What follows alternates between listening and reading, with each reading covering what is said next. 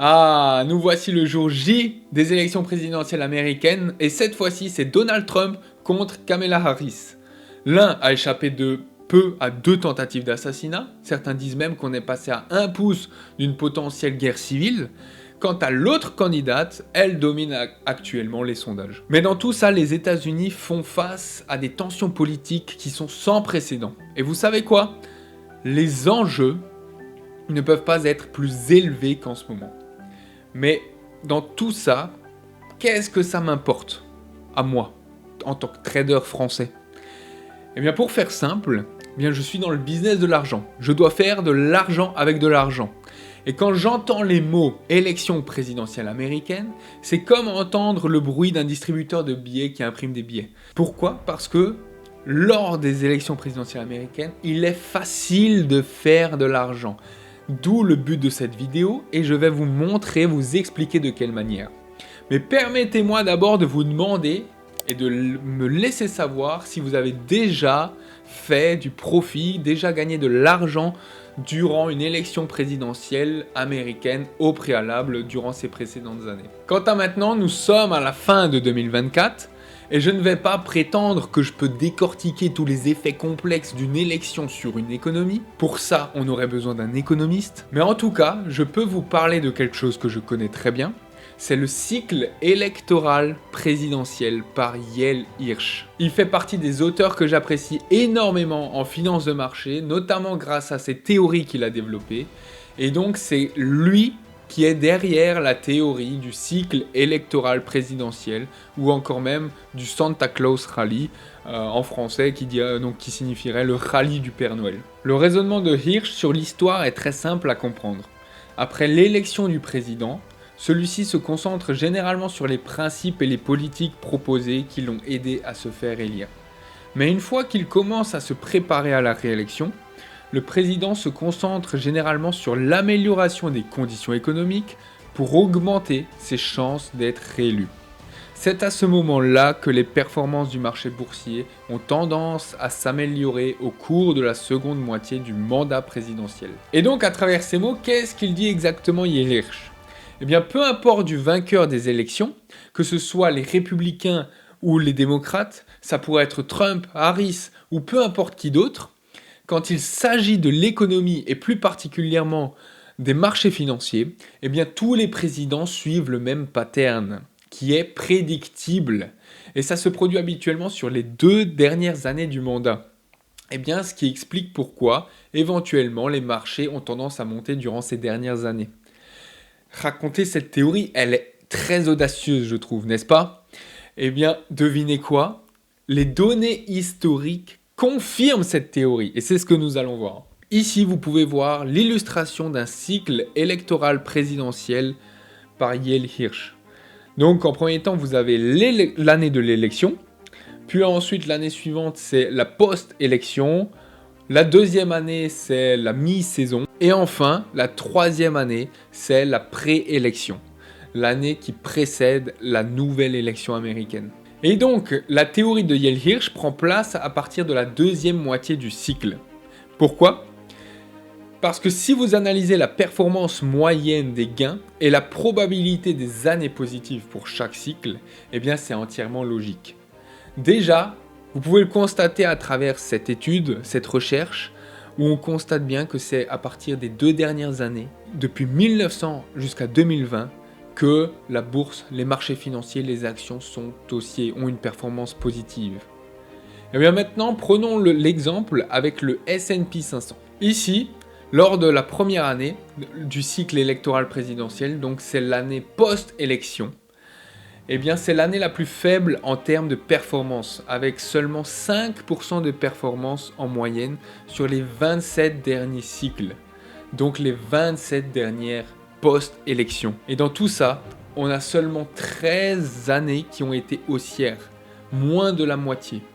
Donc c'est un peu haussier selon cette théorie, mais c'est pas incroyable en termes de performance. Quant à la deuxième année du cycle électoral présidentiel, c'est la mi-saison, eh bien c'est même pire.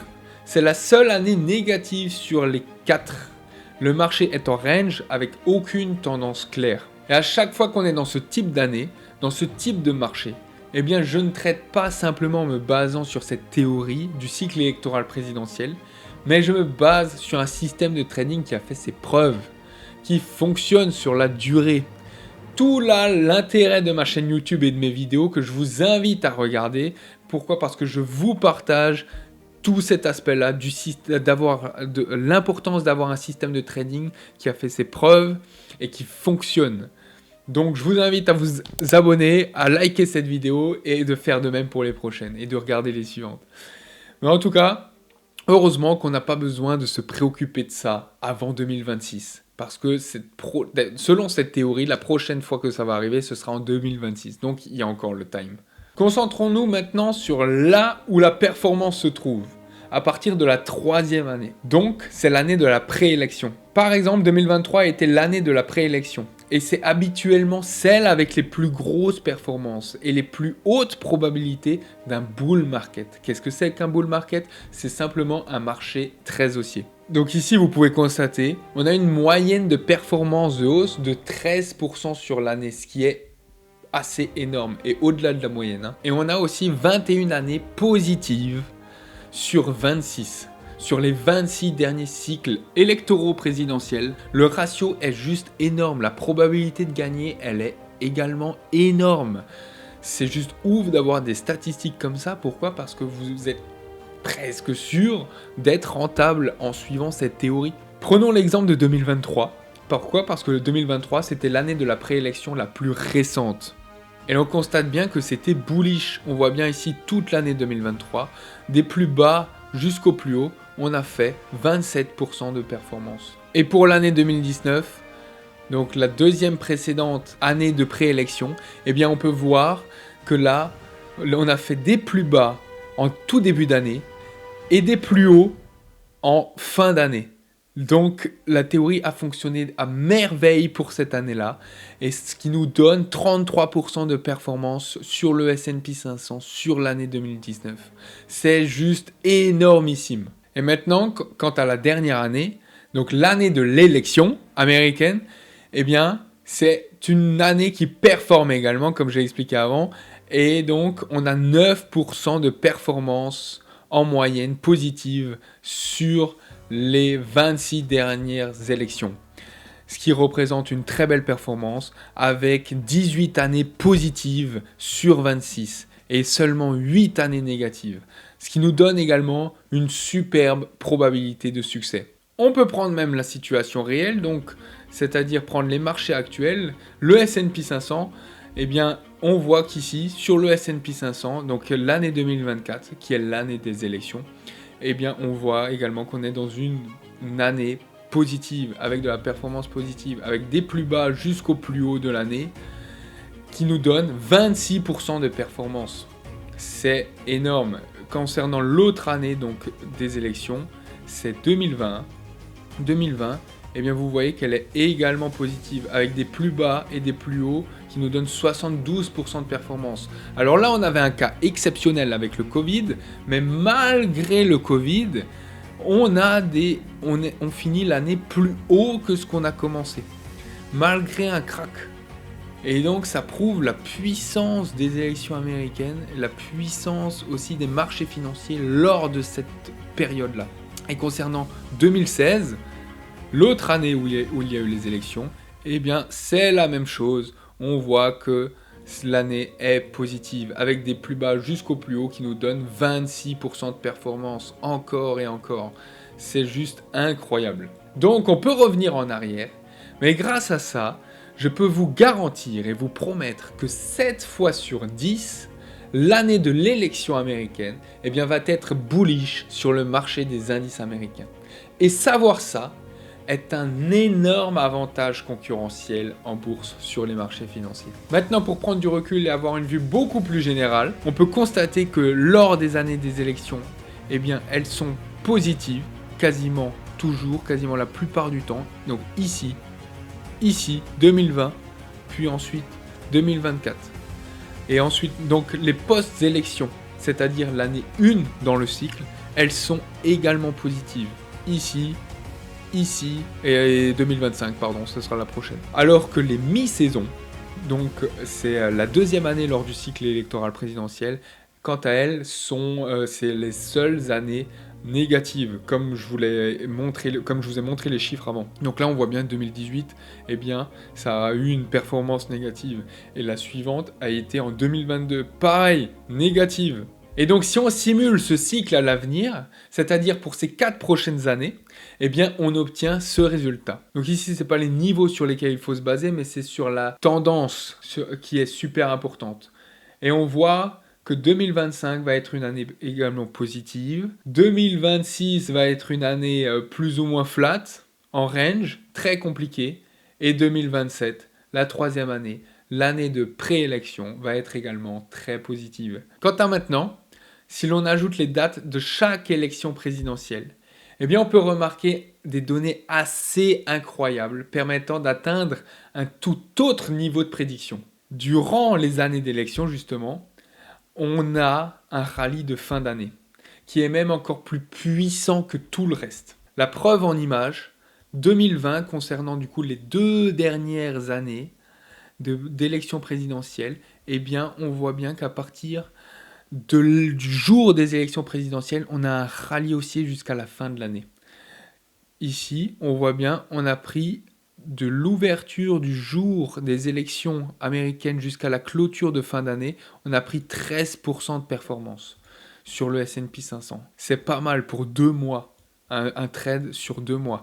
Quant à 2016, donc l'autre élection, eh bien on a eu pareil. On a eu un rallye haussier depuis l'ouverture du jour des élections présidentielles jusqu'à la fin d'année. Ce qui nous donne une performance durant presque 2 mois de 6% à 5 à 6% de performance, ce qui est également pas mal. Et donc si vous tradez en plus de ça les marchés des futurs, vous pouvez bénéficier d'un effet de levier sans même avoir de frais overnight, ce qui peut vous permettre de générer une énorme performance. Et si vous pensez que juste savoir qu'il y a un rallye haussier en fin d'année après une élection américaine suffit, eh bien laissez-moi enfoncer le clou maintenant. Faisons une moyenne de ces 100 dernières années, ce qui nous donne ce graphique.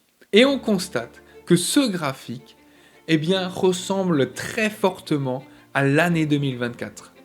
Année 2024 qui est sous stéroïdes. Pourquoi ? Eh bien, juste comparons-les maintenant. D'après l'étude, on voit bien que les premiers mois sont assez flat, c'est-à-dire qu'il n'y a pas vraiment de direction. Alors que pour l'année 2024, on a eu une énorme hausse. C'est pour ça que j'ai dit que l'année 2024 était plus ou moins sous stéroïdes. Ensuite, à partir de mai, on voit bien qu'on a une première baisse, une première correction. On a eu la même à partir d'avril, cette année-là, ce qui est très ressemblant les uns aux autres. Puis ensuite, on voit bien qu'à partir de mai-juin, on a une grosse tendance, une grosse directionnalité qui commence à prendre le marché. C'est là où la volatilité même commence à augmenter. Et on voit que le marché augmente. Et c'est ce qui s'est passé cette année. À partir de mai-juin, pareil, le marché s'est mis à augmenter encore et encore très fortement. C'est pour moi la troisième vague. Après cette troisième vague, on voit bien qu'à partir d'août, sur l'étude, eh bien le marché baisse jusqu'à l'élection américaine. Et là, donc en 2024, c'est à partir de juillet que le marché a baissé pour nous faire un point bas jusqu'au début août d'ailleurs. Donc pareil, à quelques mois près, c'est assez ressemblant. Et puis, on a simplement eu une hausse qui est beaucoup plus forte que prévu, que la moyenne. Et donc, c'est pour ça que je m'attends à une 5e vague, la dernière vague de la dernière année, avec un mouvement très haussier. Voilà ce que j'attends pour la fin d'année 2024. Une continuation haussière. Et maintenant, on peut même comparer cette étude à 2020, lorsqu'il y a eu la dernière élection présidentielle américaine. Eh bien, on a eu plus ou moins le même pattern. C'est-à-dire quoi ? C'est-à-dire jusqu'à mars, eh bien, le marché a plus ou moins rangé. Et en mars, on a eu le Covid. Le Covid qui nous a fait un crack sur tous les marchés financiers. Et donc, à ce moment-là, c'est la deuxième vague qu'on peut apparenter à, sur l'étude à partir de mai. Puis on a eu la hausse jusqu'en août.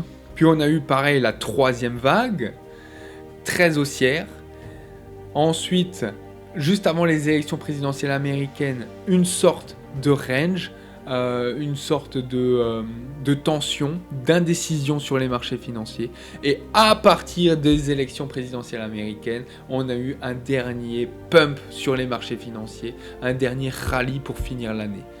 Voilà ce qui confirme encore ces dernières années au préalable, l'étude et toutes les explications que je viens de vous démontrer. Donc tout cela est censé être une super bonne nouvelle pour les marchés financiers malgré la hausse de la volatilité et c'est assez simple à comprendre. Si vous êtes un investisseur, achetez en novembre et vendez en décembre. Si vous êtes un swing trader, pareil, prenez une position longue de 2 mois. Même pour les scalpers, vous pouvez faire une tonne d'argent durant un cycle électoral. En fait non, si vous maîtrisez le trading, vous comprenez qu'en fait non, c'est pas possible pour les scalpers. Pourquoi ? Parce que les scalpers, eh bien ce sont des traders qui restent en position pendant quelques secondes à quelques mois. Et tout ce que je viens de vous expliquer, c'est une rythmique des marchés financiers qui évoluent qui ont besoin de plusieurs semaines pour évoluer, besoin de faire ces mouvements que je viens de vous démontrer, qu'on vient d'étudier.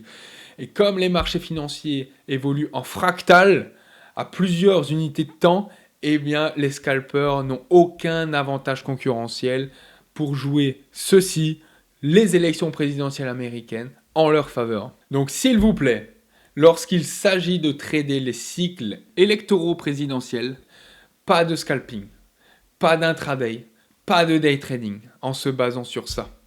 Juste ouvrez vos graphes en unités de temps daily, weekly et tracez vos zones. Tracez vos supports et résistances. Pour ceux qui ne savent pas ce que c'est, j'ai fait une formation là-dessus gratuite sur mes précédentes vidéos YouTube. Et ensuite, vous êtes bon. Vous pouvez vous baser sur ça et simplement avoir un bon point d'entrée pour investir sur les 2 derniers mois avec un très bon timing. Et je le répète encore une fois, mais c'est strictement avant tout pour les swing traders et investisseurs. Et bien évidemment, je ne vais pas vous recommander de miser votre maison dessus, ou de miser votre patrimoine dessus sur les actions américaines pour faire de l'investissement long terme. Pourquoi ? Parce que ça représente tout de même un risque considérable à prendre en compte. Malgré toute l'étude qu'il y a dessus, malgré toutes les statistiques et données, malgré les recherches que j'ai faites pour vous, il y a malgré tout un risque à prendre en compte. Je répète, il n'y a jamais 100% de certitude en bourse. Mais en tout cas, une chose qui est sûre, c'est clair que c'est 99,9% moins risqué que d'investir votre argent dans des mêmes coins. C'était tout pour moi. Faites-en bon usage de cette vidéo en or. Je vous dis à très bientôt dans une prochaine vidéo. Ciao, ciao! Yo, his name is Florian, he's the NASDAQ hustler. Every day he's grinding, making all them numbers cluster. He's a day trader, living life as a thrill seeker. Analyzing charts, he's the Wall Street sneaker. 9 to 5 ain't his game, it's the stock market flow. Tickers on his mind, watching those numbers grow, buy low, sell high, that's the name.